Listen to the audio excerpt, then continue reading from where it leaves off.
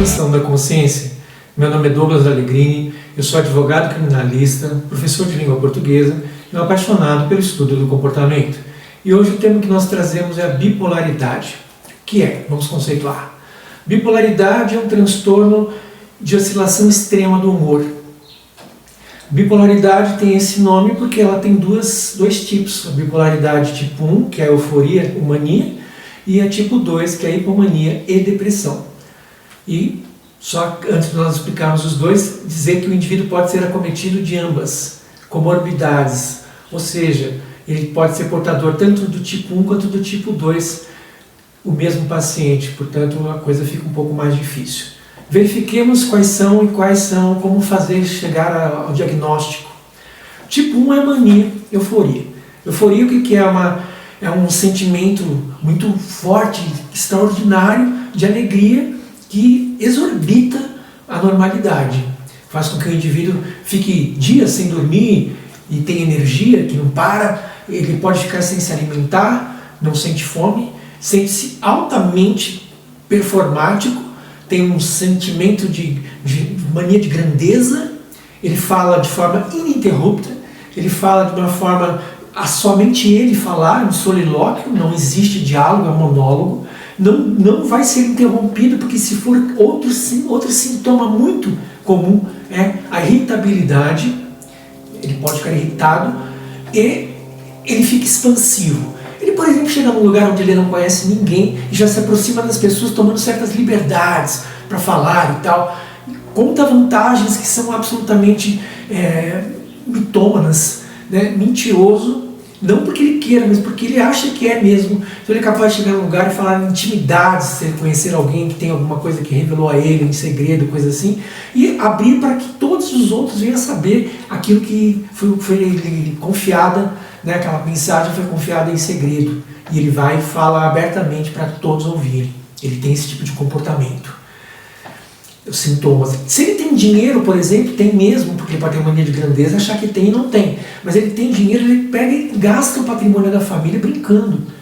Ele paga as contas de alguém que está num bar, de várias pessoas. Ele chega num lugar, numa zona de meretriz, por exemplo, e paga prostituição para todos, ele mesmo e tal. Fica com a libido muito exacerbada também. Perde a noção do perigo, de usar proteção, de evitar ter filhos e coisas assim, em virtude de ele não tem freio, ele se sente poderoso, ele acha que tem predicados que ele não tem, inclusive colocando em risco não somente a sua própria vida, mas a vida de terceiros. E são pessoas que aparentemente são muito inteligentes, na verdade até são, tem criatividade, tem tudo aparentemente, entretanto tem esse lado sombrio, que ele pode até cometer um delito, e aí a perícia vai se verificar, porque o juiz não tem conhecimento técnico para tanto, vai ter que nomear um perito para que esse venha a dizer se esse indivíduo tem ou não tem bipolaridade, ou seja, é um psicopata. Por quê? Porque o psicopata é um ser que não tem empatia nenhuma. Ele não se arrepende de nada, ele não tem isso daí. O sistema límbico dele é neutro, não tem isso.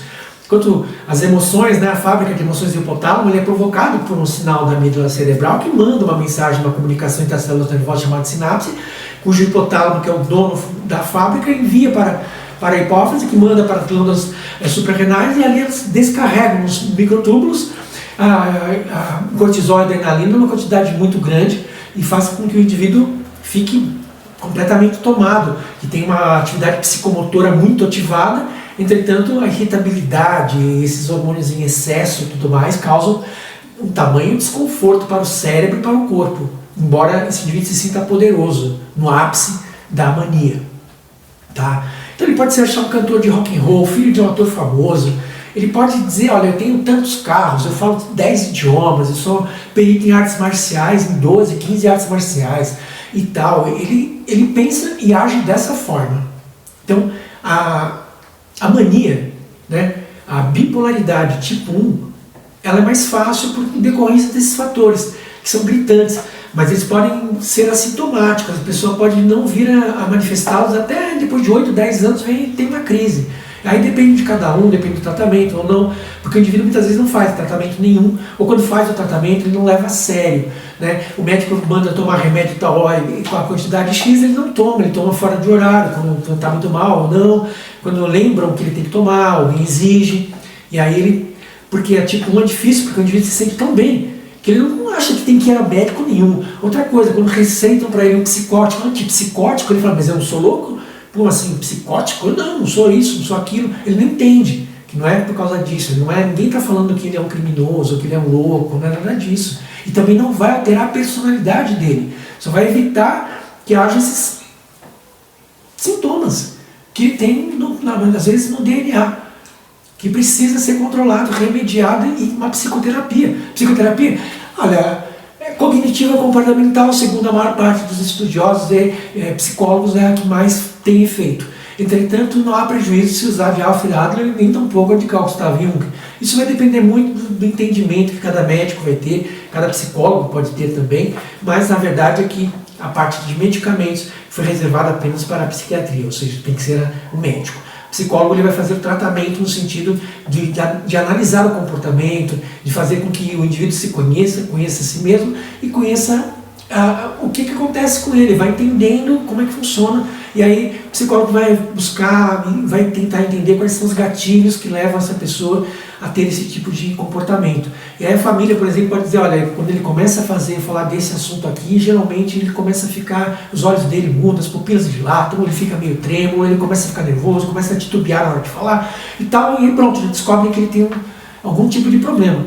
Ou então o indivíduo que tem depressão, tipo 2, ele tem depressão, só que acontece que a depressão, só ela, que já é bem difícil de lidar, ela tem todo mundo, né? O indivíduo tem fraqueza, não tem energia, ou ele dorme demais, ou ele não consegue dormir, ele não tem senso de pertencimento, ele não se sente uma pessoa querida, amada por ninguém, ele é inútil, os pensamentos dele são mórbidos, ele é pessimista, ele não vê saída. Esse é o depressivo. Tem que tomar um antidepressivo mesmo, para que ele possa equilibrar, melhorar, para poder lidar com essas emoções que ele não consegue gerenciar e tomar conta do seu estado de espírito, a depressão. Mas quando é no caso da bipolaridade, essa depressão é mais intensa, porque quanto maior você se eleva, na hora que cai mesmo, é lá no fundo do poço. E aí você entra com depressão, bom, então vamos tratar a depressão, só que esse indivíduo ele é bipolar. Portanto, se você der um antidepressivo somente para ele vai ter picos, como na hipomania, e de mania, principalmente, se for mista, né, se for tipo 1 e 2 no mesmo paciente, e aí pronto, você vai desinibir uma coisa para inibir outra. E ali está um desequilíbrio entre a serotonina e a noradrenalina. Então você vai ter que usar um estabilizante de humor. Veja, um diagnóstico cliniense pode durar de 8 a 10, 15 anos. Por isso que não dá para se falar burlescamente o indivíduo é bipolar, porque bipolar tem tudo isso, todas essas implicações que eu acabei de mencionar.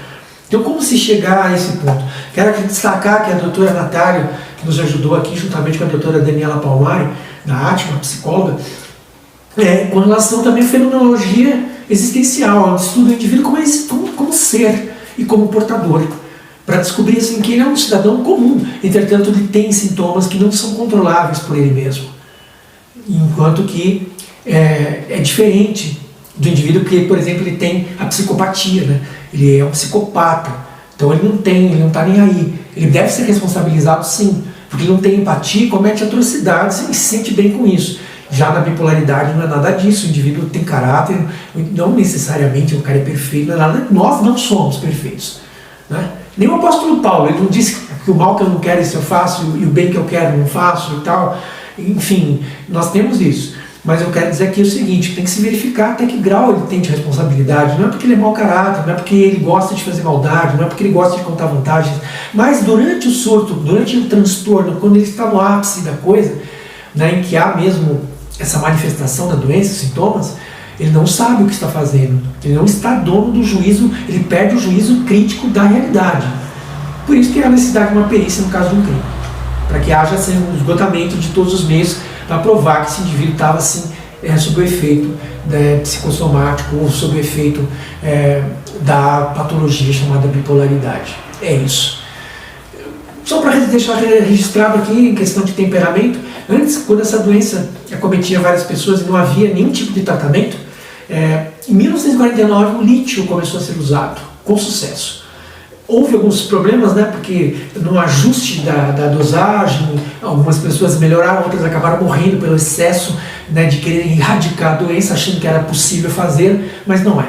mas essas pessoas que estavam nos chamados antigos hospícios, né, manicômios, elas saíram usando lítio com uma quantidade, né, razoável, conseguiram sair do hospital e ter uma vida monitorada e também através de medicamentos e psicoterapia continuar. Psicoterapia que eu digo assim incipiente, porque não havia, mas em 1949 houve essa questão do uso do lítio que foi favorecida em virtude dos resultados que trouxe de benefícios para aqueles portadores dessa patologia chamada bipolaridade. Tem vários aspectos que poderiam ser mencionados, mas eu não quero tomar o tempo de vocês. Espero que as pequenas explicações dadas por apenas um apaixonado pelo estudo do comportamento façam uma diferença para que vocês possam entender melhor que não é assim, que o indivíduo é bipolar. Vejam, se fosse tão simples assim, não precisaria de todos esses critérios, de tudo isso que eu acabei de mencionar, para que chegássemos à conclusão de que esse indivíduo sim tem essa patologia psiquiátrica que não tem cura, mas tem tratamento, graças a Deus, né? É isso. Por favor, se você não se inscreveu no canal, inscreva-se, compartilhe, comente. Algumas pessoas que eu conheço elogiam o trabalho, né, e falam alguma coisa, às vezes fazem uma crítica ou outra, pode acontecer, mas eu falo, façam isso no canal, escrevam no YouTube isso, porque se vocês derem um like, ou compartilharem, comentarem, darem um like aqui, essas pessoas que não têm acesso às nossas informações vão ter. E pode ser que, assim como você, elas tenham uma nova visão desse tema, gostarem, não gostarem, tem vários temas que nós desenvolvemos aqui, e eu convido para que vocês venham a se inscrever no canal, fazer parte da nossa família, da Dog News Expansão da Consciência. É isso. Muito obrigado pela atenção e até a próxima videoaula.